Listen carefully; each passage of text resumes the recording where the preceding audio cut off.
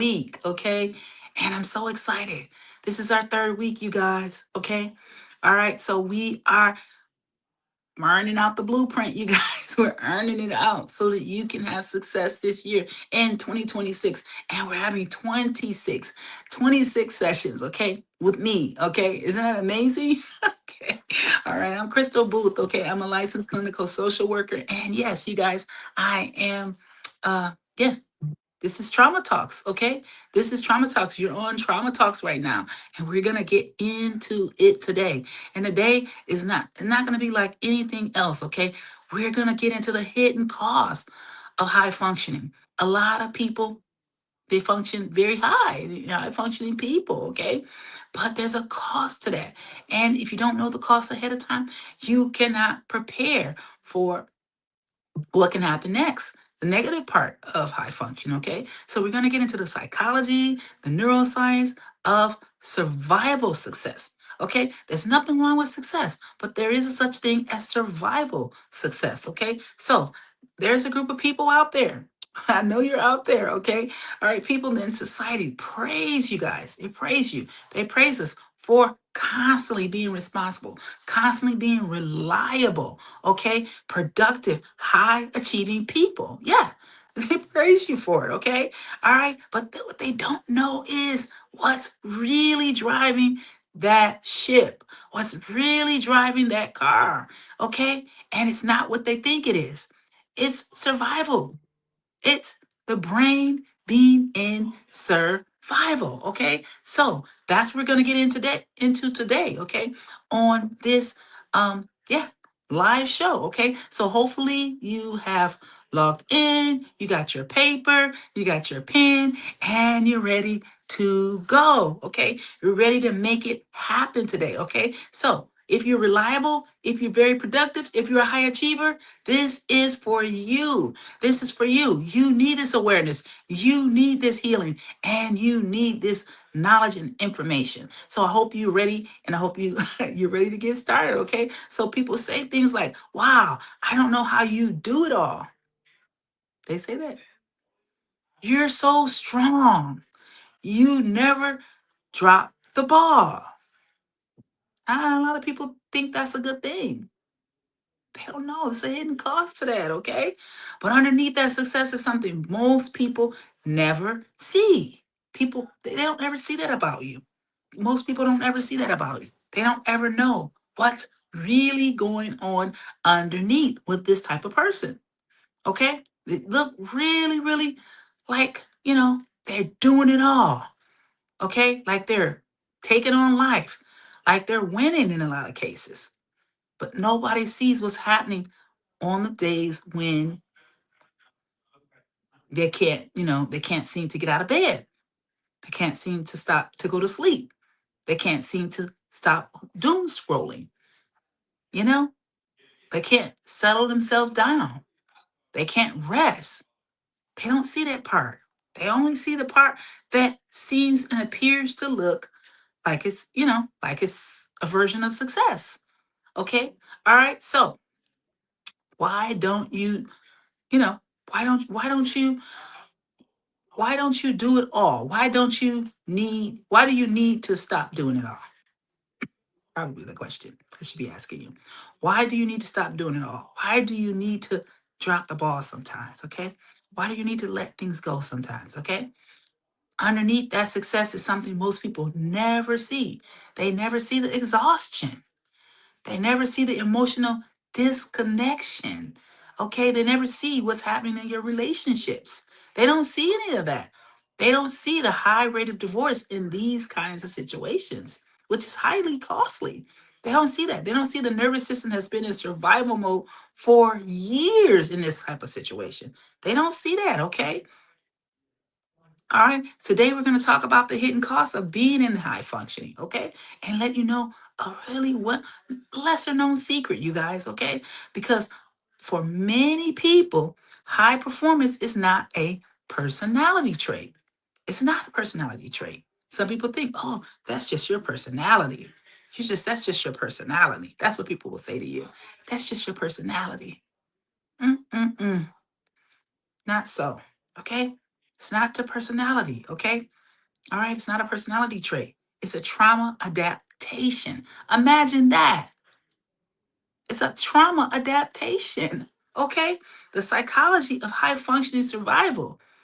You need to know about that. High functioning survival is deeply rewarded in our culture as an achievement based culture. We have an achievement based culture. So the more you do, the more you take on, the more people, yeah, see you in a positive light. From childhood, we hear messages like work hard, don't complain, be responsible, don't be weak, push through.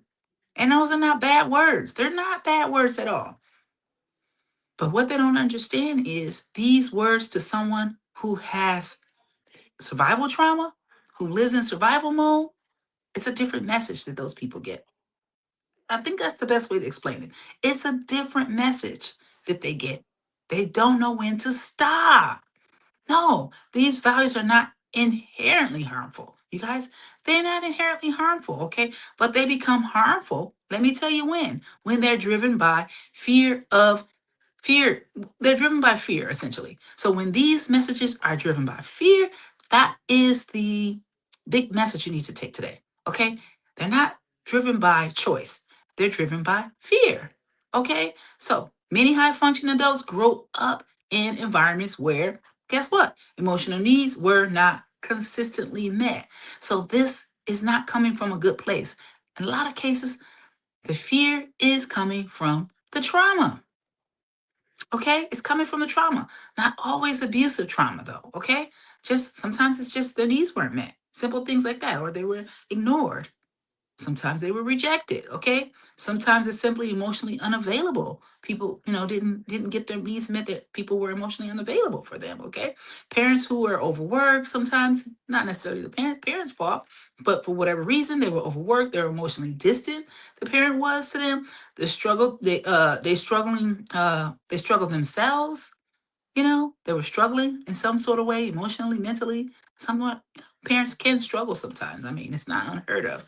Okay, focusing on achievements and instead of connection. That's what's going on, you guys. Okay, so when the parents focus on achievement instead of connection with their child, a lot of times this happened. Okay, they were workaholics in a lot of cases. Okay, they didn't show up for the child.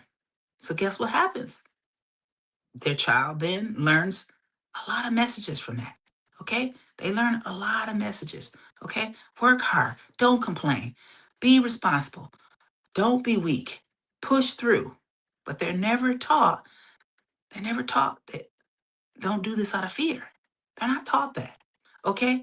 All right? They're not taught. So they learn this very, very early on in life, you guys. They learn something that's really important. They learn that my needs are inconvenient.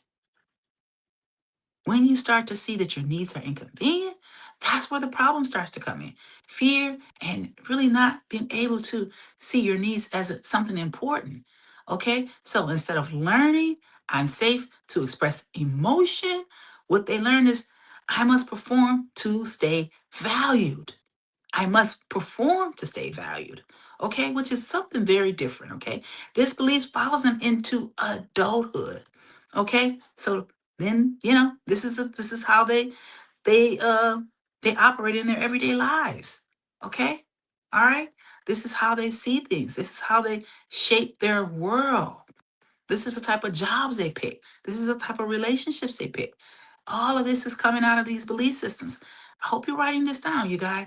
These beliefs are following them right into adulthood. Right into adulthood. Okay. So the three core high functioning trauma adaptations. Let's get into that because you really need to see what the three main ones are today. Because remember, we're writing the blueprint. Okay. We're seeing what's really going on. Once you get the blueprint, guess what? You're going to be able to navigate this for the rest of the year, for the rest of your life. And you can always rewatch these videos. Okay. You can always see what I'm talking about and, really get into it with me. Okay. All right. So the three core high functioning trauma adaptations. Okay, let's talk about the three patterns most commonly seen in high functioning survivors. Okay, let's see what they are. Okay, hyper independence sounds strong in the surface, you guys, right? Hyper independence sounds like a good thing, right? What's wrong with that, Miss Crystal? Let me explain. Psychologically, this means I cannot rely on anyone. And that would appear to be a good thing, right? I'm not going to rely on anyone. That's not how humans are set up, okay? I'm not saying you need to rely on people. I'm just saying that to say that you can't rely on anyone, there has to be a middle ground here. Okay? All right? I cannot rely on anyone. People with this pattern struggle to ask for help. Sometimes we need help. Sometimes we need support. Sometimes we need a kind word. Sometimes we need something. Delegate. They have difficulty delegating responsibilities. You know, if you have this problem and you run in a business, you're going to struggle with delegating responsibilities. Okay. All right. Receiving care. Okay. Because give and receive, I call it the law of reciprocity. Okay. You start messing up that law of reciprocity. You cannot see that there is a law of reciprocity, that it should be a give and receive. Okay. All right. And trusting others. Big problems in life when you have these problems. Asking for help, delegating responsibility seems like a very simple thing. Seems like something, oh, Miss Crystal, why would that be a big deal? It's a big deal. It's one of the big deals behind what's going on with your burnout, okay? It's behind it, okay? All right. And they have a hard time receiving care because guess what? They can only give, they don't know how to receive, okay? All right. Their nervous system learned early that depending on others leads to disappointment. Yeah, mommy didn't come home. Mommy stayed at work.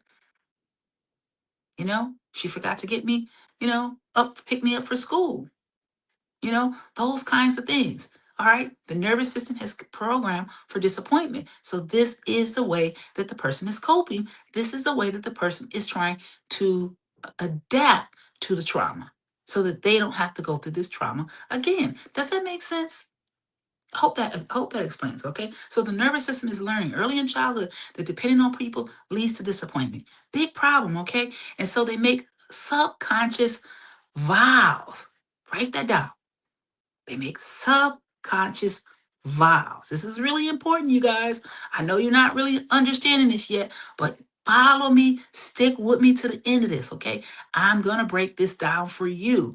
You're going to be able to understand. They make subconscious vows. I will handle everything myself. I will handle everything myself, okay? I can create an illusion of control. Write this down, okay? But also, let's go a little deeper, okay? They create a deep isolation by doing this. Deep isolation, okay? So yet they're yearning for connection, but they're creating walls and they're creating a life that can never be on the receiving end. Let's take that in. They're creating a life that can never be on the receiving end. Imagine how painful a life that is. Never receive. Wondering why you're having trouble in relationships. Think about it. Wondering why you're picking certain jobs. Okay? Take this in. These subconscious vows, okay?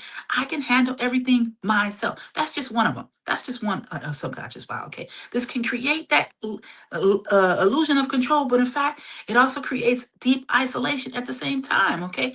Even in relationships, marriage, leadership, your business, you know, these people, they carry the world by themselves, all alone. They carry the world on their shoulders. Not a good thing. Not a good thing. So let's go into number two. Okay. That was just number one. We haven't even gotten into it all the way yet. That was just number one. This is number two. Okay. All right. So let's go. Let's go. Okay.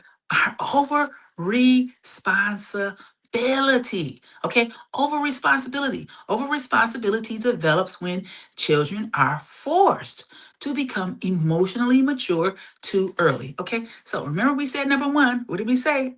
Hyper independence. So now we're saying over responsibility. Okay. So over responsibility develops when children are forced to become emotionally mature too early, too early in life. So sometimes they become the emotional caretaker in the household. Okay, they become the emotional caretaker in the household. They manage the feelings of the parents, the siblings, the family members. They manage it all. They manage everybody's feelings. They're constantly dancing around between everybody to try to make sure that everybody's okay. How exhausting. Okay, all right. They learn if things fall apart, it's my job to fix it.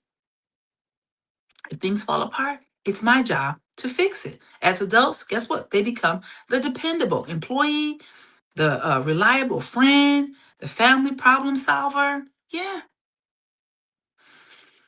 they become all of that. But internally, let me explain what's going on internally. Okay? Let me explain what's going on in their own personal lives.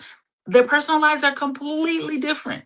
They seem to have it all together in the outside, but on the inside, in their daily life, miserable. Okay? Because their nervous system believes if I stop holding everything together, everything will collapse.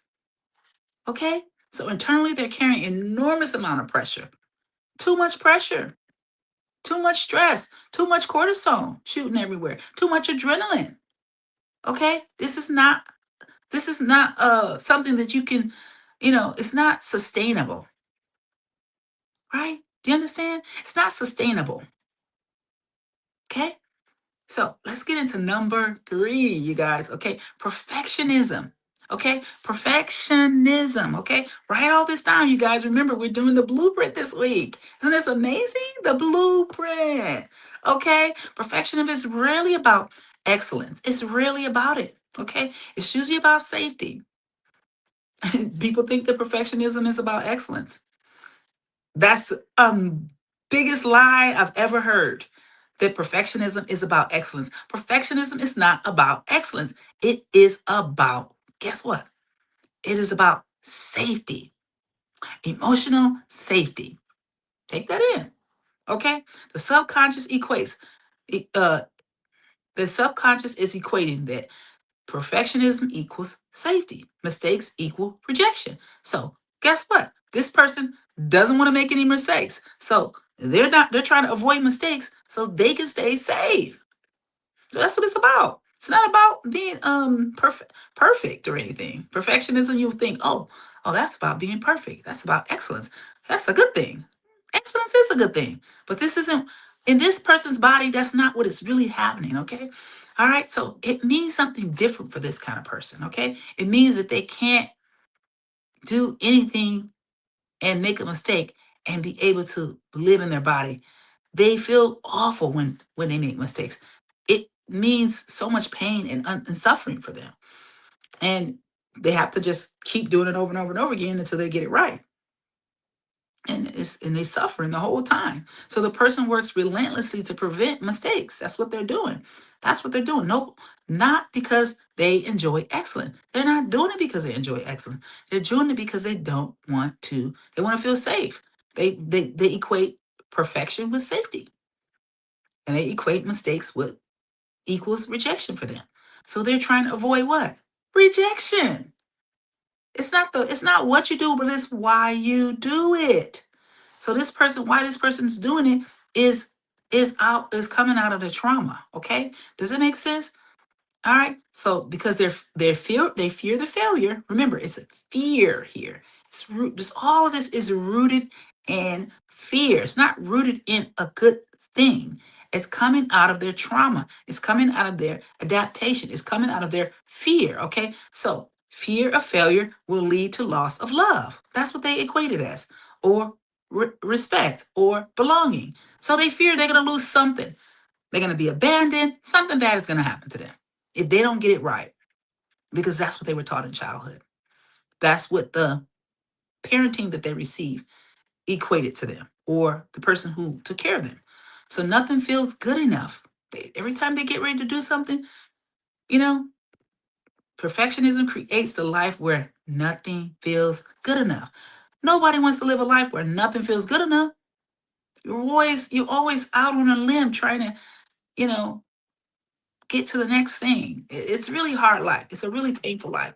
So even success doesn't feel like success. Even success doesn't feel you know, like a positive thing. Okay. So let's continue on. All right, you guys. I hope you're following me. I hope this, you're getting this written down, and you got this too. This is going to be recorded, so you guys are going to be able to, yeah, you're going to be able to watch it again. So the neuroscience of chronic overfunctioning. Let's get into the neuroscience. That's the psychology. Let's get into the neuroscience. Okay. All right. So the neuroscience of chronic overfunctioning is now. Let's talk about what's happening in the brain. We got to get into the brain because Essentially what you feeling, what we were talking about before, that a lot of that time, that trauma, a lot of that stays in the body. And that's the somatic aftermath of the trauma. So just look at it like that. It's the somatic aftermath. Okay. So now we're going to get to the how this is impacting your brain, the neuroscience, you guys. All right. So now let's go into that. Okay. So high functioning, just keep this in mind. Survival keeps the nervous system in low level of chronic stress. So high functioning people they always have a baseline of anxiety. Sometimes it's low and sometimes it gets higher, but they're always having a bit of anxiousness about them. They're constantly feeling stress in their body. They don't get a break. It's really horrible, okay? So even if the person looks calm externally, the body, they don't feel calm, okay? The brain is constantly scanning for deadlines, problems, responsibilities, expectations. The body is constantly scanning, constant worry, hypervigilance, okay? So if the body is constantly hypervigilant, this is going to activate the stress response system, okay? This is going to activate the stress response system. This is going to activate cortisol. This is going to activate the adrenaline in the body. Okay. All right. So the hippocampus signals the adrenaline glands. So that's what's going to happen. The hippocampus is going to activate. It's going to signal the adrenaline glands, which is going to release. Guess what? I already told you. Cortisol and adrenaline. That's what it's going to release. Okay, for this person. So it's going to be short bursts. This is this is not healthy, okay? This is not healthy constantly, okay? But when it becomes chronic over time, it's really, really unhealthy. Constantly releasing cortisol, adrenaline. Yeah, I mean, over a period of time, no breaks, not healthy. Not healthy, you guys. So cortisol stays in an elevated state, right? Because it's constantly doing it.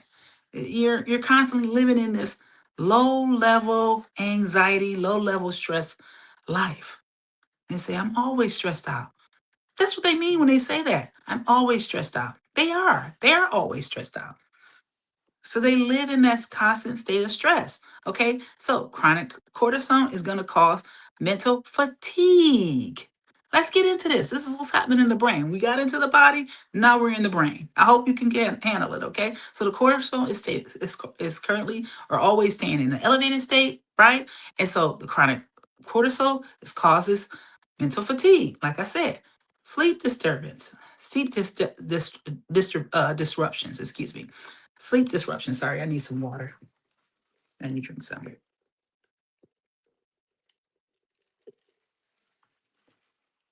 Memory issues. Okay. Memory issues. Much better. All right. So, gonna have memory issues. All right. So, you're gonna have emotional numbness and you're gonna have immune suppression. Okay. Now we're getting into the health. Immune suppression. You're wondering why. Stress is a big deal. It's a killer. It's a killer. Stress is a killer. And if you're constantly in that low level stress mode, your body never is relaxing. Come on. This isn't good for you. All right. So this is where the mental health and the physical health actually do connect. They really do connect here. Okay. So the brain is links worth to performance. So your thinking pattern is funneling this. It's behind this. It's keeping this going in you.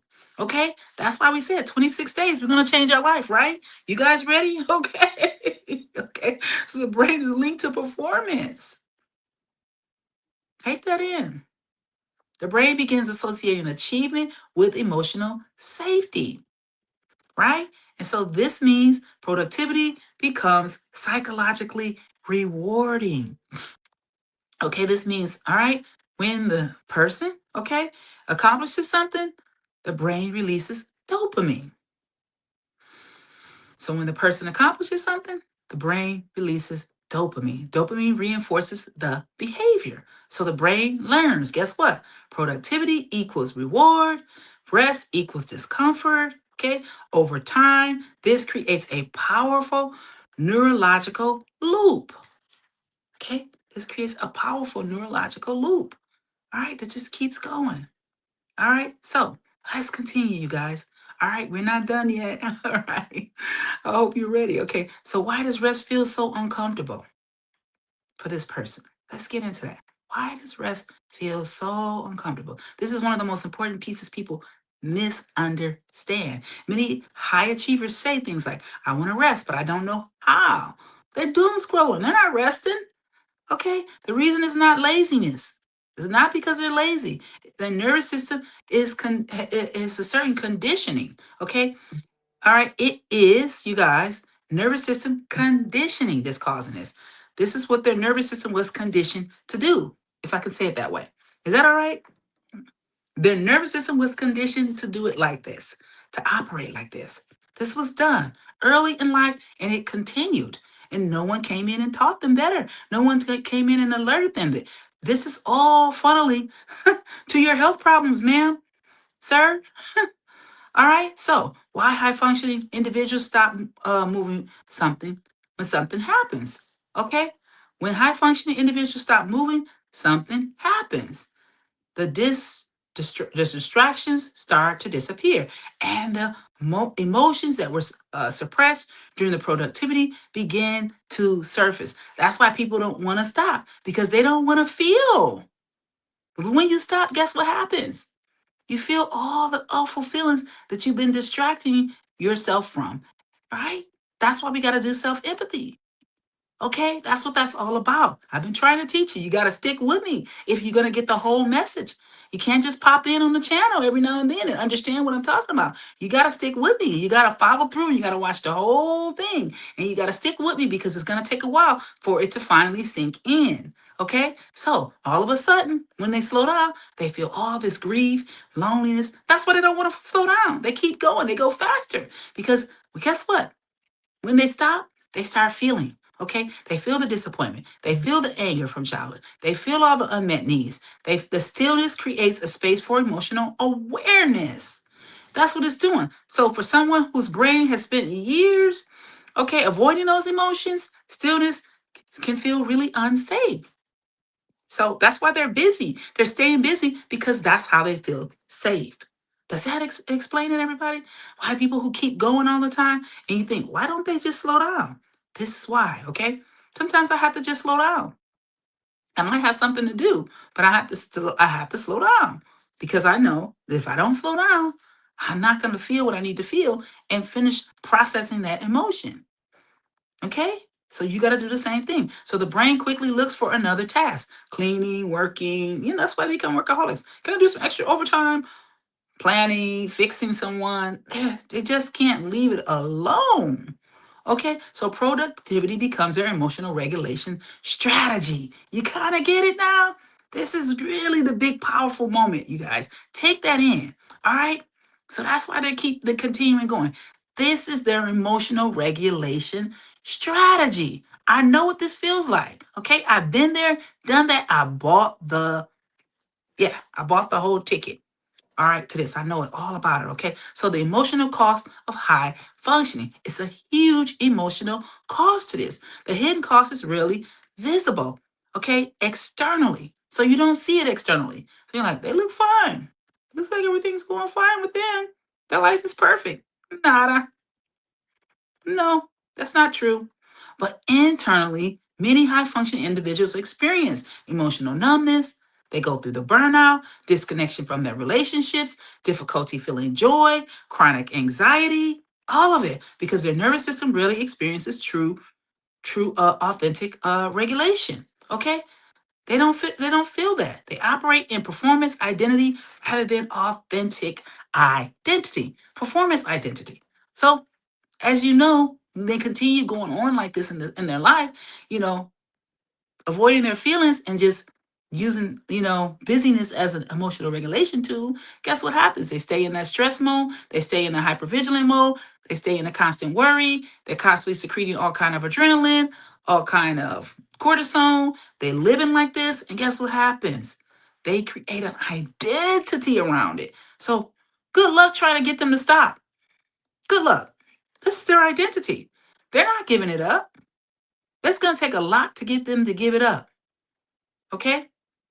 All right. So they operate from performance identity rather than authentic identity. They think this is their identity. It's not. It's not even their identity. Performance identity says, I am valuable because of what I accomplished.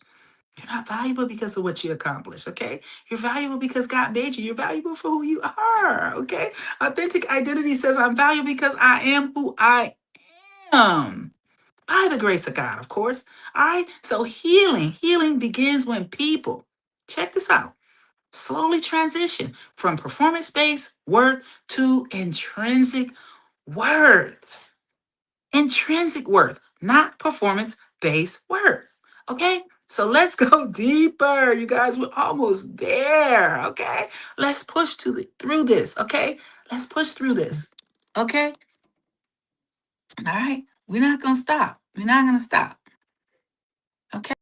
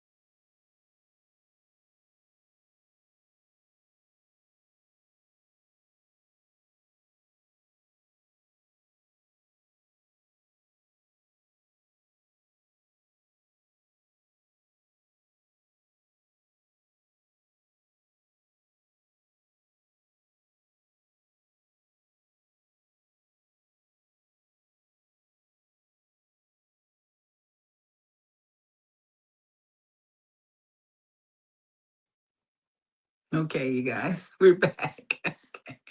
Yes, yes. So thank you guys. Thank you guys. I'm glad you were able to hear me for a little while. Okay. So survival strategies that are meant to become permanent identities. They're not meant to become permanent identities. The nervous system can learn something new: safety, connection, and rest. We got to teach that nervous system. The nervous system isn't going to learn on its own. We got to help the nervous system begin to heal. Healing begins with these small changes, okay? Things like learning to notice your body instead of constantly pushing through it. I had to do that. I had to get to the point where I noticed my body when my body was saying, you need to rest today. You're really, really exhausted. You're really tired. And sometimes you want to make sense like, why am I so tired today? I didn't do anything, because you're so used to working at that high exhaustion level that it takes a lot for you to feel it. Okay? It takes a lot for you to feel it, you guys. So noticing emotions to exist without immediately fixing them. So allowing the emotions to exist without immediately fixing them. Okay? Practice self-empathy instead of self-pressure. Okay. That's a big one. Practice self-empathy. That means speaking to yourself in a kind way and giving yourself permission to feel and to experience things in the way that your body is experiencing them. And recognizing something really important: you don't have to earn worth. You don't have to earn it, okay?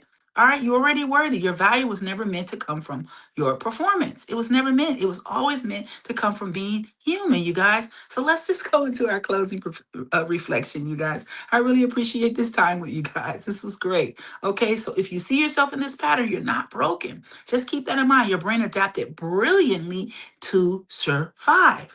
Okay, keep that in mind. Okay, so now you simply need permission to learn a new rhythm. The rhythm that you're in right now, it's a rhythm from your childhood. It's a rhythm from painful experiences. It's a rhythm from disappointment. It's an adaptation. And we don't need that, okay, anymore. Okay. So one thing you need to remember here is that achievement and rest can exist together. Keep that in mind. Achievement and rest can exist together. That's what I had to learn. That you can achieve and still rest. They can exist together. Yes. So where productivity does not define your identity. How much you get done does not define your identity. Okay? Oh, I got all of this done. And that's when you feel good. And then when you don't, oh man, I didn't get anything done. No, no, your identity exists outside of that. Okay? So where your nervous system finally, you want to let your nervous system finally get to experience something it may have been missing for many years. Okay? And guess what that is? Peace. Peace, you guys. So let's finalize this, okay, you guys. All right, this is Trauma Talks. This is our third week. We are getting at it. We're not giving up. We're pushing through, but yet we're resting at the same time. Okay, we're teaching you how to take your time. You don't have to rush. Everything is gonna get when it's gonna get where it's gonna get to when it needs to get there. Okay. All right. So thank you guys for joining me here on Trauma Talks, okay, for our third week, okay?